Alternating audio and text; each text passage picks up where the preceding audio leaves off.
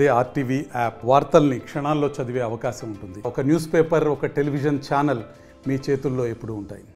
శ్రీంకారాసన గర్వితాంశికాం సోక్లీం కలాం విభ్రతీం సౌవర్ణాం వరధారిణీం వసుదాం దౌతాం త్రినేత్రోజ్వలాం వందే పుస్తకపాశంకృతరాం సాభూషితాముజ్వలాం వాంగోరిం త్రిపురాత్పరాప్తరలాం విశిఖంచారీం. శ్రీమాత్రే నమః.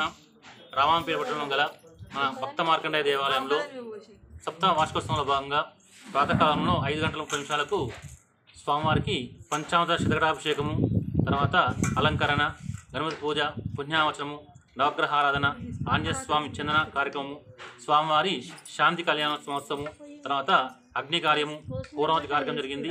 ఇటు కార్యక్రమంలో పద్మశాల సంఘ సభ్యులు, మార్కండేయ భక్తులు అందరూ వచ్చి అధికంగా పాల్గొని స్వామివారి కృపకు పాత్రలై స్వామివార్షం పొందుతున్నారు. జై జై మార్కండేయ.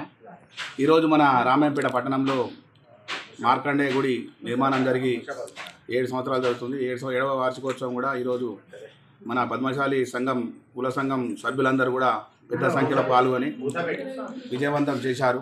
మహిళలు కూడా పెద్ద సంఖ్యలో వచ్చారు.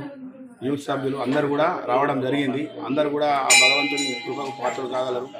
ఇంకోటి పొద్దున మనం 6 గంటల నుండి మన అభిషేకాలు జరిగినాయి శివపార్వతులకు, మార్కండేయునికి. అలాగే ఇప్పుడు శివపార్వతుల కళ్యాణం కూడా జరిగింది 9 గంటలకు. ఇప్పుడు 10:30కు హోమం కార్యక్రమం జరుగుతుంది. తదనంతరము అన్నదాన కార్యక్రమం ఉంటుంది. ఈ కార్యక్రమానికి పద్మశాలి సంఘం భక్తులు వచ్చిన వారందరికీ నా హృదయపూర్వక ధన్యవాదాలు తెలియజేస్తున్నాను. మరిన్ని వీడియోస్ కోసం ఛానల్ ని సబ్స్క్రైబ్ చేయండి. లేటెస్ట్ అప్డేట్స్ కోసం వాట్సాప్ ఛానల్ ని ఫాలో చేయండి. అండ్ లింక్ డిస్క్రిప్షన్ లో ఉంది.